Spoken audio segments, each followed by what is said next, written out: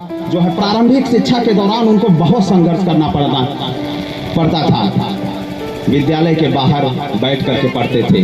उनके शिक्षक ने उनकी जांच बूझ कर उनके साथ भेदभाव किया, लेकिन उसके बावजूद भी वो इतने बड़े स्थान पर गए, सारे व्यक्तियों का रिकॉर्ड तोड़ करके रख लिए।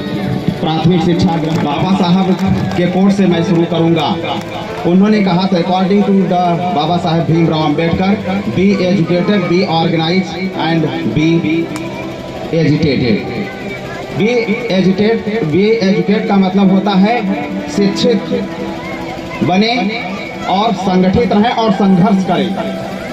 अपने समाज का, आपके समाज का कोई भी बच्चा है, चाहे किसी भी प्रकार की स्थिति में हो, बाबा साहब ने कहा था हमारे पैरों में जूते ना हो लेकिन हाथ में किताब जरूर होनी चाहिए, चाहे कुछ भी हो जाए।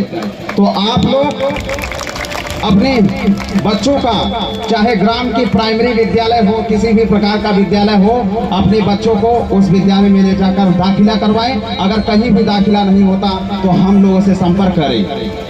यहाँ तक कि तमाम ऐसे जिले में विद्यालय चल रहे हैं जहाँ पर आप अपने बच्चों को परीक्षा दिला सकते हैं और निःशुल्क, 1 भी रुपए फीस नहीं लगेगी।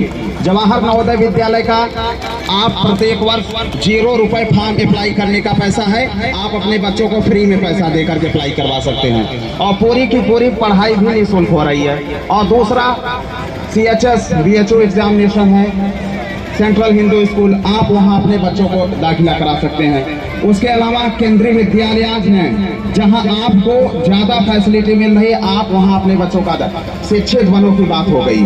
और संगठित रहो, बिना संगठन के कुछ भी काम नहीं होने वाला है। चाहे आप किसी भी प्रकार के संगठन से जुड़े हो, आप अपने सामाजिक संगठन से जुड़े रहेंगे तो तभी आपके अंदर मजबूती आएगी। आप अपने संगठन के साथ नहीं जुड़ते तो आपके अंदर किसी भी प्रकार की मजबूती नहीं हो सकती, क्योंकि चाहे आज़ादी की लड़ाई की बात हो, चाहे बाबा साहब के संघर्षों की बात हो, तो वो उन्होंने संगठित होकर के काम किया था। जब भी शिक्षा की बात करते हैं, उनका सबसे मशहूर कोर्स एक और है, शिक्षा शेरनी का दूध है, जो पिएगा वो दहाड़ेगा, जो पिएगा वो दहाड़ेगा। तो आप सभी अपने बच्चों को मैं एक विनम्र निवेदन बार बार कहता हूँ कि जो है शिक्षा जरूर दें।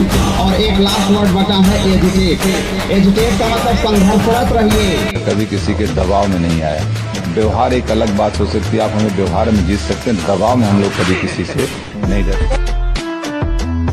यार मुझे किसी से कंपेयर मत करना, ना मुझे किसी की बराबरी करनी है और ना कोई मेरी बराबरी कर सकता है। and international educational speaker Mr. Pankaj Kumar.